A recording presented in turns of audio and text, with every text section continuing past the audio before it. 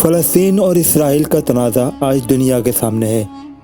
آخر فلسطین کے پیچھے اسرائیل کیوں پڑا ہوا ہے؟ آخر اصل جنگ کیا ہے؟ چلیے جانتے ہیں۔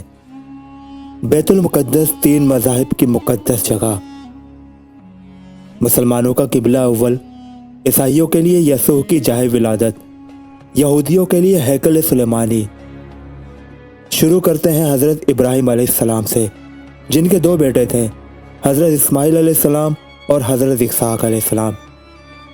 حضرت اسحاق علیہ السلام کے بیٹے تھے حضرت یعقوب علیہ السلام۔ یہیں سے کہانی شروع ہوتی ہے اسرائیل کی۔ اسرائیل یعنی اللہ کا بندہ، اور یہ لقب حضرت یعقوب علیہ السلام کو دیا گیا۔ حضرت یوسف علیہ السلام جب کفیل مصر بنے تو آپ کو حکم ہوا کہ اپنے تمام خاندان یعنی آل یعقوب کو مصر بلایا جائے، اور مصر کی سرزمین کا ایک مخصوص حصہ ان کے لیے مختص کیا گیا، اور اللہ کی طرف سے کہا گیا کہ اے آل یعقوب، اس سرزمین میں تمہارے لیے برکتیں ہیں۔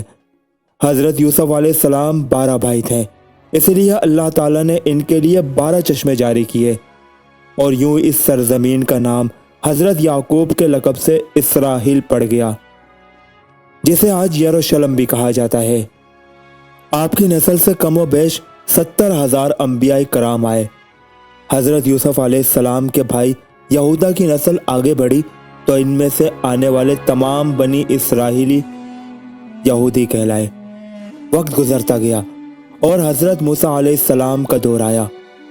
جب فرعون نے مصر کی زمین آپ پر تنگ کی تو بنو اسرائیل کے ساتھ آپ کو مصر سے نکلنا پڑا۔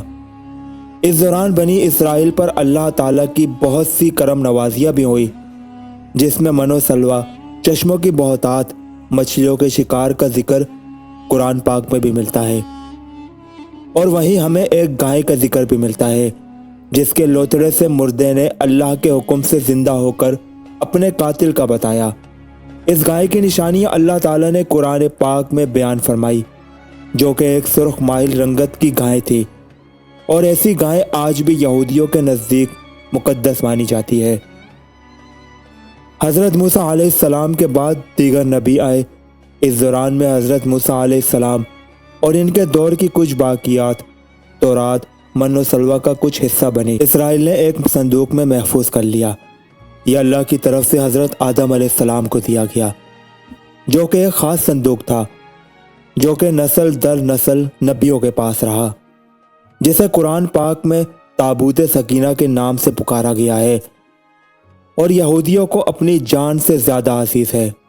حضرت داؤد علیہ السلام نے جب جالوت کو ہرا کر اس سے تابوت سکینہ حاصل کیا تو یوں بنی اسرائیل نے انہیں نبی تسلیم کر لیا، اور حضرت داؤد علیہ السلام نے اس صندوق کی حفاظت کے لیے ایک ہیکل تعمیر کروانا شروع کیا، جو کہ ان کی زندگی میں مکمل نہ ہو سکا۔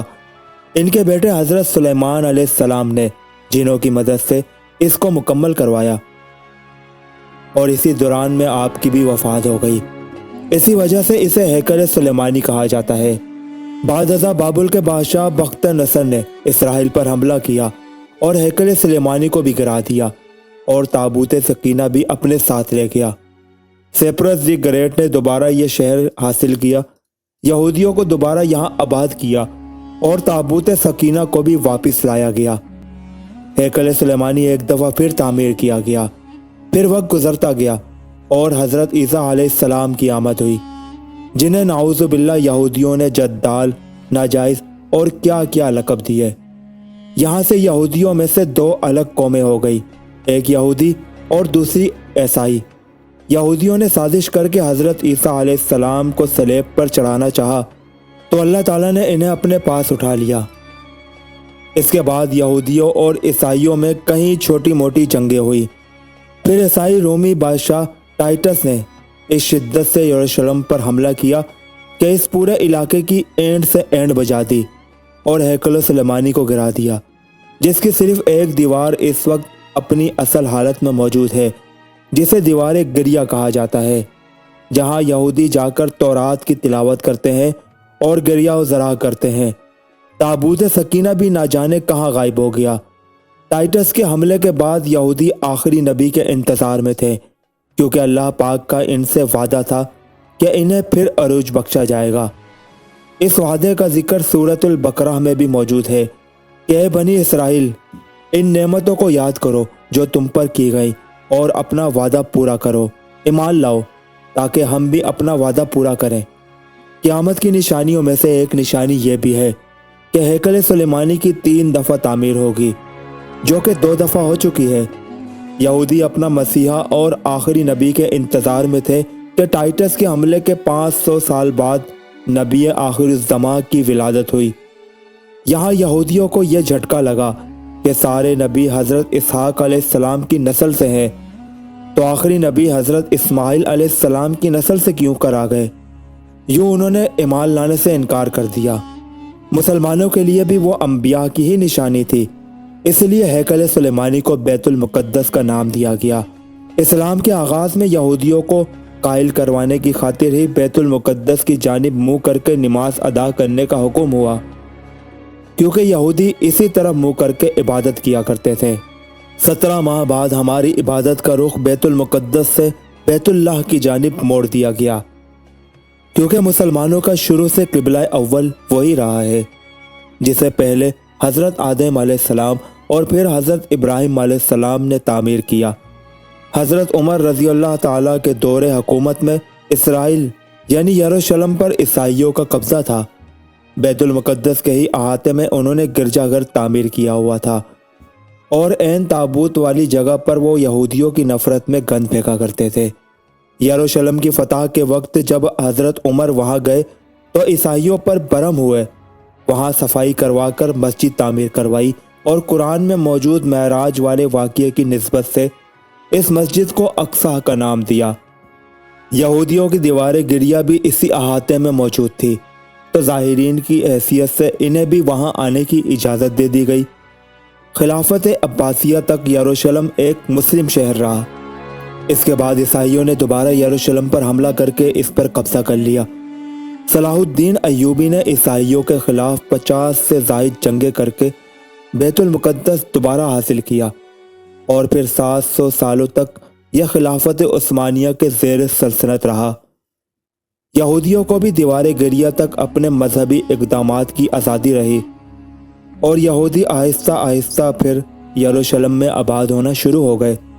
اس دوران میں کئی بار انہوں نے خلافت عثمانیہ کے سلطان کو پیسوں کے عوض یروشلم انہیں سونپنے کا لالچ دیا، لیکن ناکام رہے، اور پھر دوسری جنگ عظیم میں عیسائی سپاہی ہٹلر نے چن چن کر یہودیوں کو مارا۔ قریباً 60 لاکھ کے قریب یہودیوں کا قتل عام کیا گیا، اور یہ در بدر بھاگنے پر مجبور ہو گئے۔ اس دوران میں انہیں یہ اندازہ ہو چکا تھا کہ انہیں اب خود اپنی پہچان بنانی ہے، اور بائبل میں موجود یہودیوں کے آخری عروج سے قبل والی کئی نشانیاں بھی ظاہر ہو چکی تھی، اور وہ یہ تسلیم کر چکے تھے کہ ان کا آخری مسیحا اب دجال ہوگا، جس کی بدولت پوری دنیا میں ان کا دوبارہ بول بالا ہوگا۔ انہوں نے برطانیہ سے ساز باز کر کے خود کو الگ ریاست تسلیم کروا لیا۔ یوں اسرائیل باقاعدہ ایک ملک کی صورت میں دنیا کے نقشے پر ابھرا۔ پھر آہستہ آہستہ انہوں نے فلسطین اور دیگر مصری علاقوں پر بھی قبضہ کر لیا۔ عرب ممالک اسرائیل کے خلاف جنگ پر آئے، لیکن اس وقت تک یہ خود کو اتنا مضبوط کر چکے تھے، اس لیے عرب ممالک کو ایک چھوٹے سے ملک سے منہ کی کھانی پڑی۔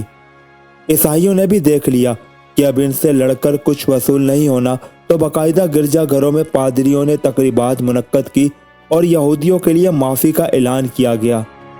یوں سیاسی اور اقتصادی مفاد پرستی نے 2000 سالوں سے ایک دوسرے کے ازلی و جانی دشمنوں کو ایک صف پر لا کر کھڑا کیا، اور قرآن کی یہ بات بھی سچ ہو گئی کہ یہود و نصارہ ایک دوسرے کے دوست ہیں۔ یہودیوں کے عقائد کے مطابق وہ ہیکل سلیمانی کی حفاظت نہیں کر پائے، اس لیے خود کو قصوروار کہتے ہیں۔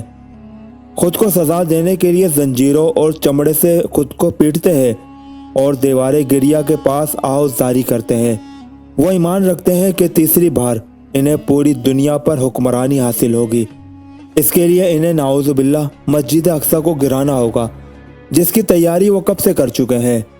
مسجد اقصیٰ کے نیچے بارودی سرنگیں بچھا دی گئی ہیں۔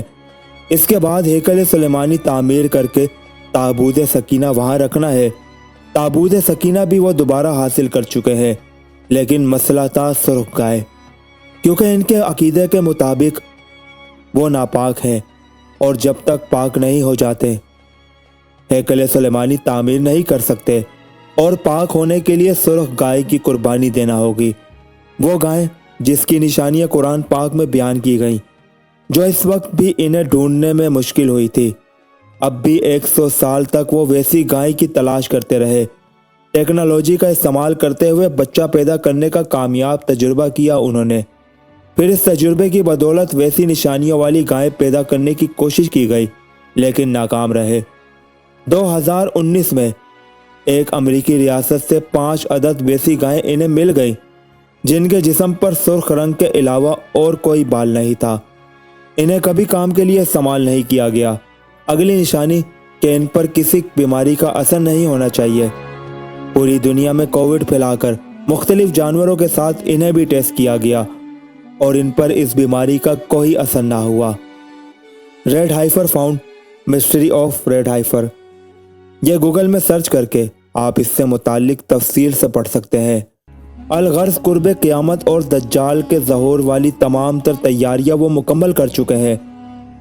अपनी मर्जी का डॉक्टर, इंजीनियर पैदा करना, 9D टेक्नोलॉजी की मदद से एक जगह होते हुए कहीं जगह मौजूद रहना, अपनी मर्जी के मौसम बनाना, जब चाहो बारिश बरसा देना, चंद दिनों में पूरी दुनिया घूम लेना, ये सब दज्जाली निशानियां हैं, जो आज के दौर में कोई मुश्किल काम नहीं है। हमारे इस्लाम में बताई गई क़यामत की निशानियों की उन्होंने इतने अच्छे से तैयारी कर ली है कि गरकर्द के दरख्त लगा दिए जो इन्हें पनाह देंगे। बाब-ए-लुद, जिस जगह अहादीस के मुताबिक दज्जाल का हज़रत ईसा अलैहिस्सलाम के हाथों कत्ल होने का जिक्र मौजूद है, इस जगह वो दज्जाल के फरार के लिए एयरपोर्ट बना चुके हैं। यह सब तो कुर्बे क़यामत की निशानियां है और हैकल सुलेमानी ने भी बन कर रहना है। फिर असल जंग क्या है? असल जंग अकायद की है। हम अपने अकायद में इस कदर कमज़ोर हो चुके हैं कि नमाज पढ़ें या ना पढ़ें हमें फ़र्क नहीं पड़ता। अपने बहन भाइयों का हक खाकर खुशी महसूस करते हैं और फ़िरक़ों के खराफात में उलझे हुए हैं। फ़लस्तीनियों के लिए सिवाय दुआ और एहतजाज के हम क्या कर सकते हैं? क्या हम अपने अकायद के इतने मजबूत हैं कि डॉलर के बहकावे में ना आए? क्या हम यहूदियों के मुकाबले में निकलने वाले खुरासान मुजाहिदीन की लिस्ट में आते हैं, या बस सोशल मीडिया के तमाशाई हैं? अगर आज दज्जाल ज़ाहिर हो जाए और तौबा का दरवाज़ा बंद हो जाए तो हमारी आखिरत के लिए क्या तैयारियां हैं? सोचकर जवाब ज़रूर दीजिएगा। अगर आपको ये वीडियो ज़रा सी भी पसंद आए तो मेहरबानी करके इस वीडियो को शेयर ज़रूर कीजिएगा, ताकि इस दुनिया के लाखों करोड़ों मुसलमानों तक ये वीडियो पहुँचे और शायद वो अपनी ज़िंदगी संवार लें। अल्लाह ताला फ़लस्तीनियों की हिफाजत फरमाए। आमीन।